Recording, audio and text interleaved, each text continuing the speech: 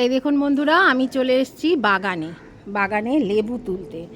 আমার আজকে যে রেসিপিটা করব তাতে আমার গন্ধরাজ লেবু লাগবে। দেখুন কত বড় লেবু, দেখুন, দেখতে পাচ্ছেন, বুঝতে পারছেন কত বড় লেবুটা? এই দেখুন, এই দেখুন, আরও আছে, ওই দেখুন কত বড় বড় লেবু হয়েছে। দেখুন প্রচুর লেবু ছিল, সব দিয়ে দিলাম।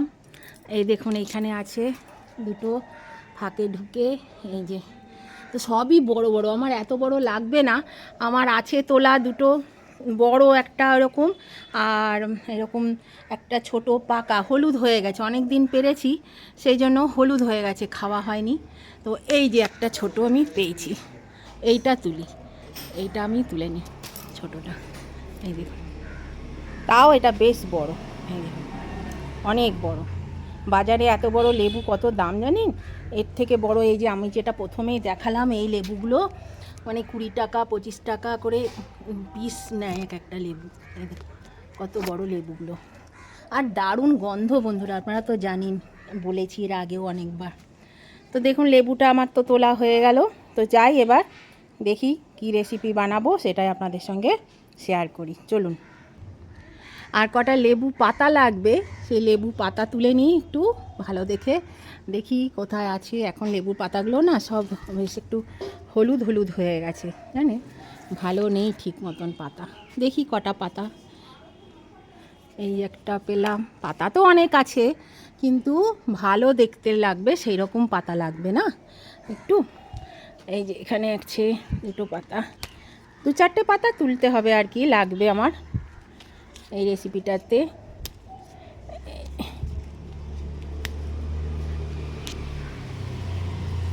একটা বড়, যখন এই লেবু থাকে না, এই লেবু পাতা ঘষেও কিন্তু জানেন ভাত খাওয়া যায়, এত সুন্দর গন্ধ ওঠে। মানে আর বিশেষ যদি গরমের সময় পান্তা ভাতে, আহা হা কি টেস্ট, কি বলবো, দারুণ টেস্ট। এই তো সামনেই রয়েছে দুটো পাতা সবুজ রঙের, দেখি এতেই হয়ে যাবে, আর লাগবে না। এই যে 5-6টা তুলে নিলাম, তাহলে চলুন এবার রেসিপিটা বানাই। এই দেখুন বন্ধুরা, এখানে আমি পনির নিয়ে নিয়েছি। তো আজকে আমি আপনাদেরকে পনিরের রেসিপি করে দেখাবো। তো পনিরগুলো সেজন্য একটু বড় বড় করে কাটতে হবে। তো দেখুন এই পনিরটাকে আমি এইভাবে পিস করে, এখান থেকে আবার একটা পিস করে নিচ্ছি, কারণ পনিরটা এমনভাবে আছে যে আমার ওইদিকে পিস করাটা হবে না, মানে একভাবে পিস করা যাবে না, সেই জন্য এভাবে করছি। তো সেই জন্য আজকে আমি আপনাদেরকে দেখাচ্ছি কি, গন্ধরাজ পনির। এই যে আমি তুলে নিয়ে এলাম গন্ধরাজ লেবু। তো এরকমভাবে লম্বা লম্বা করে পিস করে নিতে হবে, এরকম দেখুন লম্বা করে আমি পিস করে নিচ্ছি। এটা এতটাই সুস্বাদু হয় বন্ধুরা, দুর্দান্ত খেতে লাগে। আপনারাও কিন্তু এভাবে বানাবেন, দেখবেন খেতে ভীষণ ভালো লাগে। তো আমি সুমনা চলে এসেছি আমার রেসিপির ঝুলি থেকে একটা রেসিপি নিয়ে। আশা করি আপনারা সকলে ভালো আছেন, সুস্থ আছেন। আমার পরিবারে আমার সকল বন্ধুদেরকে স্বাগত জানিয়ে আমি আজকে রেসিপি শুরু করছি। তো দেখুন পনিরটা আমার কাটা হয়ে গেল। এখানে আমার 360 গ্রাম মতন পনির আছে। তো এর মধ্যে আমি দিয়ে দিচ্ছি একটু লবণ দিয়ে দিলাম, দিয়ে দিচ্ছি একটু গোলমরিচ গুঁড়ো, এই 1/2 চামচ মতন গোলমরিচ গুঁড়ো দিয়ে দিলাম, আর দিয়ে দিচ্ছি একটু কাশ্মীরি লঙ্কা গুঁড়ো, সামান্য করে একটু কাশ্মীরি লঙ্কা গুঁড়ো এর মধ্যে দিয়ে দিলাম। এবার আমি দিয়ে দেব এর মধ্যে এই যে লেবুটা আমি তুলে নিয়ে এলাম গাছে থেকে, সেই লেবুটা একটু এখানে গ্রেট করে দেব। এই যে এই সবুজ অংশটা আমি একটু গ্রেট করে দেব, এইভাবে দেখুন হালকা করে গ্রেট করবেন, তাহলে নালে সাদা অংশটা বেরিয়ে আসবে। সাদা অংশটা যেন না বেরোয়, তাহলে কিন্তু তেতো হয়ে যাবে, সেই জন্য এই সবুজ অংশটা কিন্তু গ্রেট করে দিতে হবে। অল্প একটু দিলেই কিন্তু হবে, খুব বেশি যে লাগবে তার কিছু মানে নেই। দেখুন আমি এটা গ্রেট করে দিয়ে দিলাম, আর এর মধ্যে আমি দিয়ে দিচ্ছি একটু লেবুর রস। এই যে গন্ধরাজ লেবুরই একটু রস দিয়ে দেব। একদম দেখুন খুব ছোট করে নিয়েছি, কারণ আমি পরে আবার দেব, সেই জন্য কখন দেব সেটা আপনারা একটু খেয়াল রাখবেন। ভিডিওটা স্কিপ করে দেখবেন না বন্ধুরা, পুরো ভিডিও দেখবেন। আর স্কিপ করে দেখলে এই যে ছোট ছোট টিপসগুলো আপনাদের চোখের আড়ালে চলে যাবে, তখন কিন্তু আপনারা বুঝতে পারবেন না আমি কোথায় কি দিলাম, তখন রেসিপিটা আপনাদের ভালো লাগবে না। আর ভালো না লাগলেই তখন কিন্তু আপনাদের মনে হবে যে এই দিদিভাই একদম ভালো রান্না দেখায় না। হয়তো আমি ভালো রান্না দেখাই না, আপনারাও হয়তো আমার থেকে ভালো রান্না করেন, কিন্তু আমি যেমন করি সেটাই আমি দেখাই। তো আমার চ্যানেলেরও একটা বদনাম হয়ে যাবে, সেই জন্যই আমি বলছি যে আপনারা কিন্তু স্কিপ করবেন না বা টেনে টেনে দেখবেন না। তো এই পনিরটা আমি ভালো করে একটু মাখিয়ে নেব। এই যেগুলো আমি দিলাম তার সঙ্গে কিন্তু একটু ভালো করে মাখিয়ে নিতে হবে। দেখুন বন্ধুরা, পনিরটা আমি ভালো করে মাখিয়ে নিয়েছি। এবার পনিরটা আমি মিনিট 5-7 জন্য একটু রেস্টে রেখে দেব। পনিরটা ম্যারিনেট করতে করতে আমি এখানে একটা মশলা বানিয়ে নেব। তার জন্য এখানে নিয়েছি 1 ইঞ্চি মতন আদাটাকে একটু কেটে নিয়েছি, আর নিয়েছি এখানে ছোট ছোট 6-7টা লঙ্কা। এটাকে আমি পেস্ট করে নেব ভালো করে। 5-7 মিনিট পরে আমি ফিরে এলাম বন্ধুরা। এখানে দেখুন একটা ফ্রাইং প্যানে আমি তেল দিয়ে দিয়েছি, আর সাদা তেল দিয়ে দিয়েছি। তো সাদা তেল দিয়ে আমি এই পনিরগুলোকে এখানে ছেড়ে দিচ্ছি। পনিরগুলো আস্তে আস্তে এর মধ্যে দিয়ে দেবো। হালকা করে পনিরটা কিন্তু একটু ভেজে নিতে হবে বন্ধুরা। পনিরটা দেওয়ার আগে আমার একটু ভুল হয়ে গেছে, সরি। এখানে আমি 2টো শুকনো লঙ্কা আর এলাচ আর দারচিনি, 3টে এলাচ দারচিনি আর নিয়েছি জিরে, এটা আমি দিতে ভুলে গেছি। তো এটা আমি দিয়ে দিলাম, এর ওপরে আমি দিয়ে দিলাম। এর জন্য আমি খুবই দুঃখিত। তো এটা আস্তে আস্তে এর মধ্যে হয়ে যাবে, অসুবিধা কিছু নেই। মাঝে মাঝে এরকম ভুল হয়ে যায়, একটু অন্য মানুষের জন্য তাড়াহুড়োর জন্য, তার জন্য আমি ক্ষমা প্রার্থী, প্লিজ ক্ষমা করে দেবেন। এভাবে দেখুন পনিরটাকে আমি আলতো করে একটু ভেজে নেব। গ্যাসের ফ্লেমটা কিন্তু বাড়ানো থাকবে, ফুল আঁচে দেওয়া থাকলো।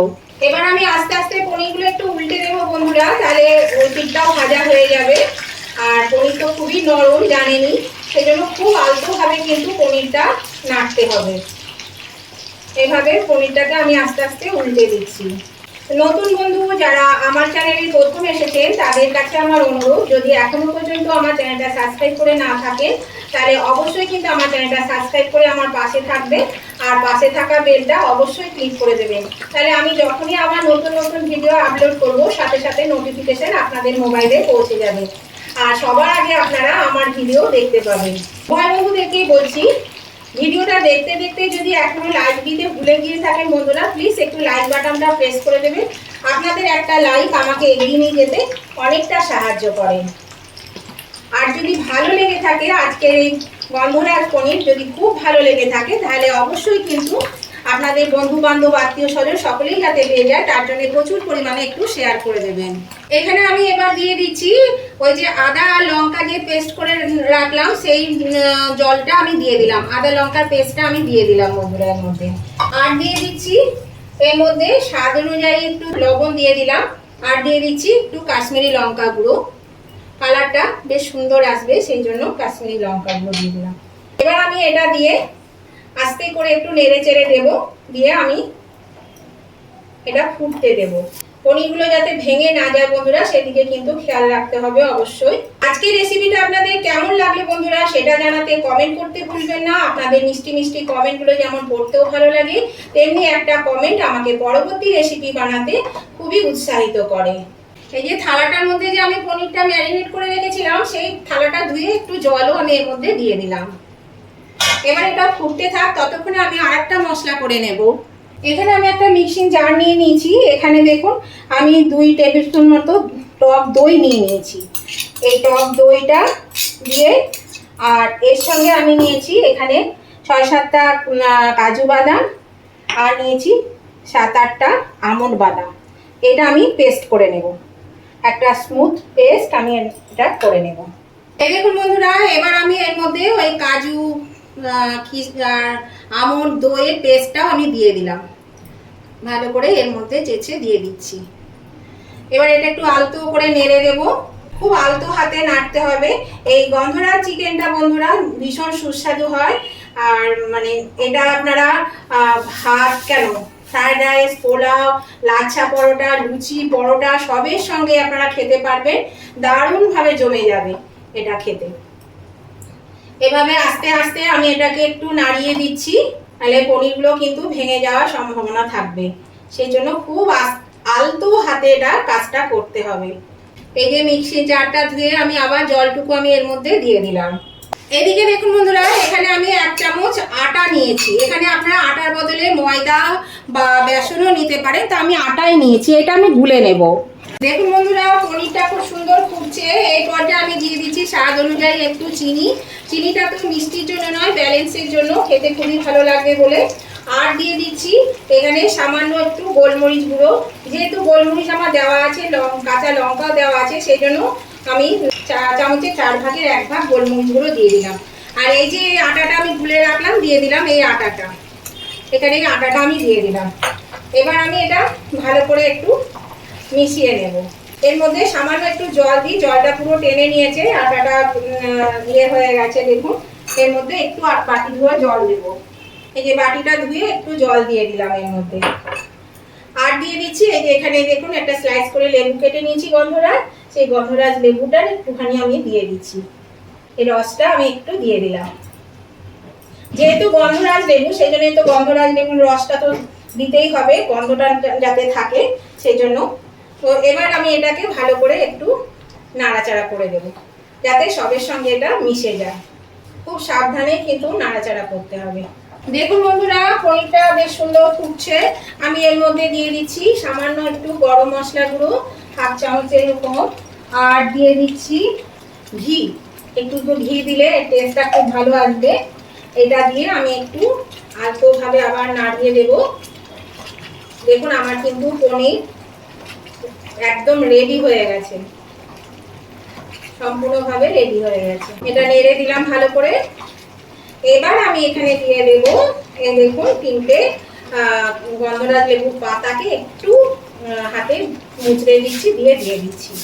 এটা দিয়ে এবার আমি কিন্তু গ্যাসটা অফ করে দেবো, কারণ এটা দিয়ে কিন্তু বেশি ফোটানো যাবে না, তাহলে কিন্তু তেতো হয়ে যাবে। এটা দিয়ে আমি 5-7 মিনিটের জন্য একটু ঢাকা দিয়ে দেবো। তাহলে পরে কি হবে, গন্ধটা খুব সুন্দর হবে। হ্যাঁ, তার ভীষণ ভালো লাগবে গন্ধটা। তো এটা আমি ঢাকা দিয়ে দিচ্ছি, দিয়ে আমি তুলে নেবো সার্ভিং ডিশে। 5 মিনিট পরে আমি ফিরে এলাম, ঢাকা দিয়ে দিয়েছিলাম, ঢাকাটা তুলে দিলাম। দেখুন এটা কিন্তু বেশ সুন্দর হয়ে গেছে, আর বেশ সুন্দর থকথকে হয়েছে। এইরকমই কিন্তু এটা হবে। তো এবার আমি এটা তুলে নেব একটা পরিবেশনের জন্য, একটা সার্ভিং ডিশে আমি এটা তুলে নিচ্ছি। দেখুন, তো আজকে এই গন্ধরাজ পনির বন্ধুরা আপনাদের কেমন লাগলো সেটা কিন্তু জানাতে আমার উভয় বন্ধুরা কিন্তু অবশ্যই লাইক শেয়ার কমেন্ট করে দেবেন। আপনাদের লাইক শেয়ার কমেন্টের জন্য আমি অপেক্ষায় বসে থাকি। আপনারা কিন্তু অবশ্যই লাইক শেয়ার কমেন্ট করে দেবেন। তো আমি আপনাদেরকে আরেকটা কথা বলে দিই, এই যে আমি পাতাটা দিয়েছি, এই পাতাটা আপনাদের বাড়িতে যদি গাছ থাকে তাহলেই তো দিতে পারবেন, নাহলে পাতা কোথায় পাবেন? জোগাড় করতে পারলে দিতে পারবেন, আর যদি না থাকে তাহলে কিভাবে দেবেন বলুন? এটা কিন্তু অপশনাল, এটা দিলে থাকলে দেবেন, নাহলে দেবেন না। তো আজকের মতন আমি ভিডিওটা বন্ধুরা এখানেই শেষ করছি। আবার আমি নতুন দিনে নতুন ধরনের নতুন কোনো ভিডিও নিয়ে চলে আসবো। ততদিন আপনারা ভালো থাকবেন, সুস্থ থাকবেন। Tata, by.